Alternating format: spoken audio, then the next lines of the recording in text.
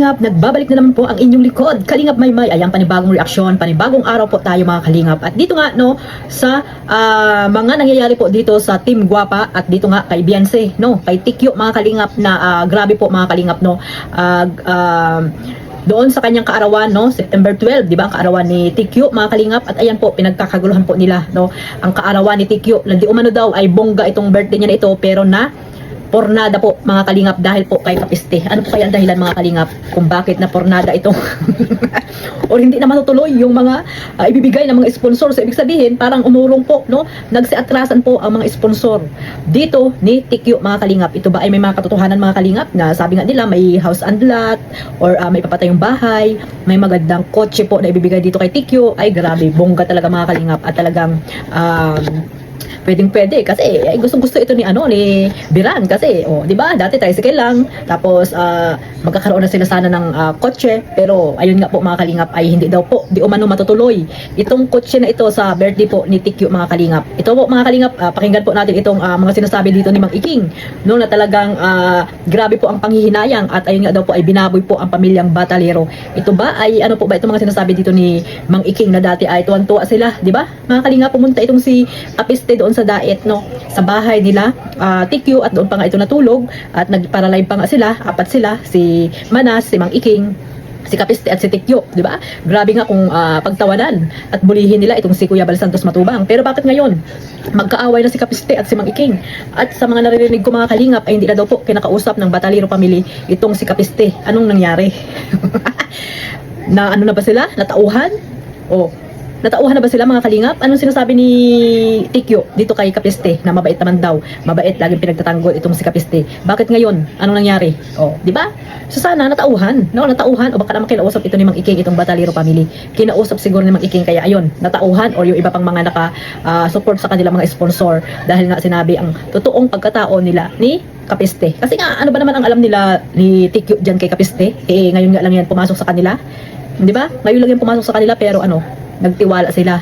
So ito naman si Mang Iking, akala niya naman siguro totoo yung pagpunta doon ni Kapiste. Kaya ayun, nagtiwala din. Pero anong nangyari ngayon? Siya na ngayon ang binabanatan nitong ni Kapiste. Di ba? Karma is real talaga mga kalingap. Pero ito, balik po tayo doon sa sinasabi ko pong birthday po ni Tikyo mga kalingap, no? Birthday ni Tikyo, na bongga daw po ito mga kalingap na mangyayari, pero hindi natin alam.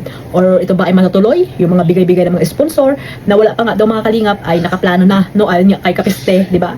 May mga venue na, may mga damit, pero hindi pala alam iyon ni Tikyo. Ito ay may mga plano lang nila Mang Iking mga kalingap. Ito, pakinggan natin mga kalingap. Alam mo Kapiste, ang ginawa mo sa pamilya, binaboy mo. Alam mo sa birthday niya, dapat may kutsi ang bata. Pero ngayon wala. Ano pa? Wait lang. Mayroon pang dito. Yun, binaboy daw po. At may kotse pa, ngayon daw ay wala na dahil kagagawa ni Kapiste. Sa kagagawa ni Kapiste ay nawala ang kotse ni Tikyo sa kanyang kaarawan. Ay sayang naman. Sayang naman yun. Naku po, napornada ang kotse ni Taybiran yan, kung ganyan. Gawat magkakaroon na sila ng kotse, ay napornada pa dahil kay Kapiste. Pambihira naman Wala na dahil sa kahayupan mo, Piste. Parikoy.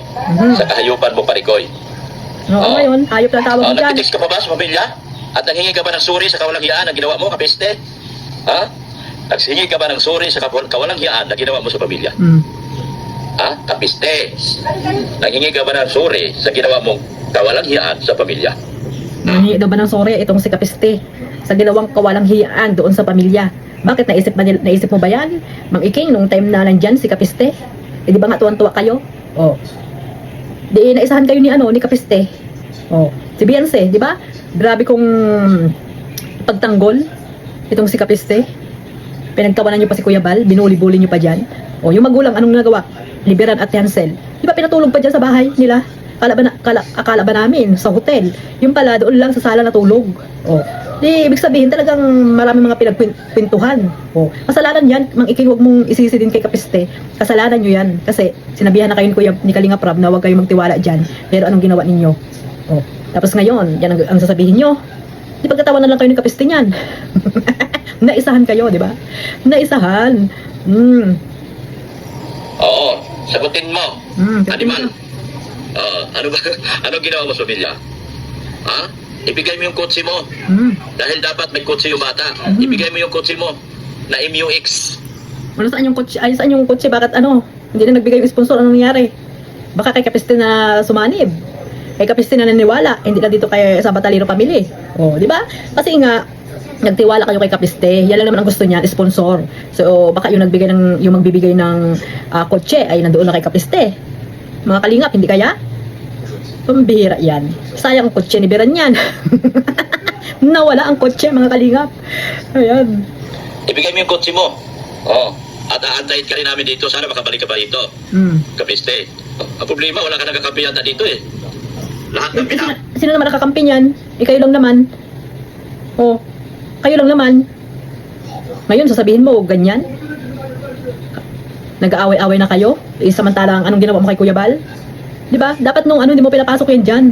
At hindi ka nakisali-sali sa live. Di ba? Sa live nyo live ni Kapiste, doon kayo nagpara tawa-tawa kayo, pinagtawanan nyo, binuli nyo si Kuya Bal, ginaya-gaya nyo yung boses. Tapos ngayon, sasabihin mo wala nang kakampi. Kayo lang naman ang kakampi niyan, ni Kapiste. Kayo lang. Ngayon, mag-hotel na siya pag pumunta dyan, may hearing, pag may hearing na. Ewan ko lang kung pupunta pa rin yan dyan sa Batalero Family. No, abangan natin yan mga kalingap. Kaaway mo, kaaway mo na eh. Kapiste. Sino kakampi mo ngayon? Sarili mo, kalaban mo na ngayon. Kapiste. Nakakatulong ka pa ba? Sa kawalang hiyaan na ginawa mo? Anongin mo yung mga sponsor na nakasupport dyan kay Kapiste. Wait lang ha. Yan. Talungin mo kung nakasupport pa sila dyan. Diba? Kung sino-sino yung mga nakuha niyang sponsor ni TQ na nagpadala sa mga bulaklak na salita ni Kapiste. Diba? Imbis may pera ang bata, nawalan. Pinakaw mo sponsor. Paano yan? Wala na daw ang pera, ninakaw ang sponsor. Paano na yan mababuhay yan? O walang trabaho si Biran at yung nanay niya? Hindi naman siguro lahat, Mang Iking, talaga. Hindi naman siguro lahat ay nakuha ni Kapiste. Hindi naman siguro lahat ay nagpakatanga. Yung mga sponsor ni TQ, hindi naman siguro lahat ay nagpakatanga para doon pumunta kay Kapiste. Baka tumigil lang sila, di ba? Ang mas magandang gawin ng sponsor, tumigil na lang sa pagbigay. Walang dapat bigyan, di ba? Magbigay kayo doon sa mga dapat karapat-dapat na bigyan ng mga tulong ninyo.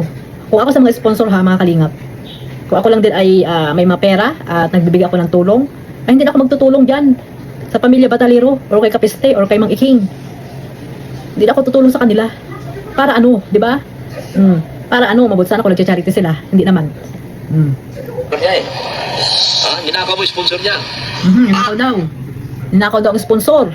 Pambira Kapiste, aba. Ninakaw mo daw ang sponsor ni TQ. Kapiste, may nalaman ako. Mayroon daw, taga-Japan. Malapit na mapunta sa akin yung tutulong sa akin si Baha, malapit na. Yung taga-Japan siguro, malamang. Baka delikado ka. Baka ikikwento ka na sa akin. Para mapareho ka ni Palakang. Taga saan yung taga-Japan mo? Kalingap din, di ba? Kalingap din, wala kang utang na loob talaga. Anong tinulong sa'yo ng taga-Japan? Dating nanonood sa'yo, hindi na ngayon. Naniwala sila na ang simbahan ko ay totoo. Ikaw, puro kapit. Sinong taga-Japan naman? Sinong taga-Japan? Ako po, gising-gising kayo mga sponsor. No? Ang hirap kitain ng pera. Mabuti sana kung hindi na tayo nagtatrabaho sa ibang bansa. 'Di ba? Para ibigay lang sa kanila at magpauto tayo sa kanila. Nako po, gising-gising. Diyan sa Japan, mahirap din ang buhay diyan. No? Mahirap din ang buhay diyan sa Japan. Lahat naman mga kalingap, kahit saan ka pumunta, basta't OFW ka, basta't nagtatrabaho ka, ay talagang mahirap po kitain ng pera. Mabuti sana kung may talagang mapira yung asawa mo, 'di ba? Mga kalingap, may apam ka talaga na binibigyan ka ng limpak-limpak na salapi para itulong dito kila Kapiste, sa Batalero Family, dito kay Mang Iking, na yung sabi niya sa simbahan daw, walang problema kung sa simbahan, di ba? Kasi makakatulong yun po, yung simbahan na pinapagawa ni Mang Iking. Yun. Boss, alam ko, wala kang pinuhunan dyan. Pabira, galing sa Kalingap yan. Kaya mo? Galing sa Kalingap yan, Kapiste. Lahat ng mga sponsor. Lahat naman kayo, pare-pareho. Hindi lang sa Kapiste, lahat kayo. Galing sa Kalingap yan. Kung anong meron kayo ngayon, galing sa Kalingap yan. Huwag kang ano dyan. Dapat sinabi mo lahat tayo. Galing sa Kalingap yan, kung ano meron kayo ngayon. Dapat ganon. Kapiste, kapag dating sa simbahan, sasama yan sa akin. Maniwala ka at ibubukid kita ngayon. Tama Paano yan. yan? Tama yan. Maganda yung gagawin ng sponsor. Dapat dyan nga sa pag-charity nyo. Di ba? Yung paggawa ng bahay, hindi yung kay Kapiste kayo magbibigay ng tulong. Bubuhayin nyo lang yan. Di ba? Bubuhayin nyo lang si Kapiste. Yan lang naman ang ano yan eh. Kaya sumanib yan dyan sa Batalero Family para makuha niya yung mga sponsor. At ayun nga, no?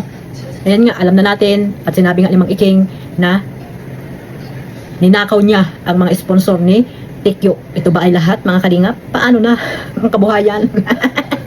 Paano na ang kabuhayan? Huwag kang mag-alala, kapiste. Ilang hearing na lang kayo. Lalabas din. Baka yung kanyang MUX ang budol. Baka yung kanyang MUX na wala man siya kinita, bakit nakabili ka? Yung MUX mo, magkano pinuhunan mo? Yung kutsi na para sa bata sana, hinagaw mo. Hinagaw mo sponsor ng pamilya dahil nabubukin ka na. Ang bata dapat may kutsi.